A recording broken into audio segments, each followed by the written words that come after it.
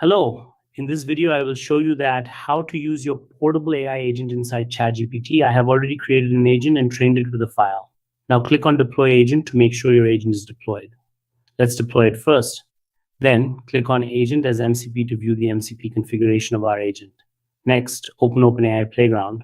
I selected the 4.1 model. Now click on Tools to then MCP, Add Server.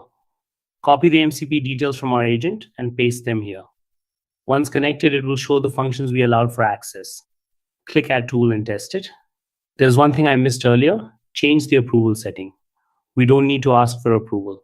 Now test it again. It's successfully calling our MCP and fetching answers from the file I attached to the agent. It provides a summarized version of the file content, which we can verify. Finally, go back to our agent, click on Test, and ask the same question.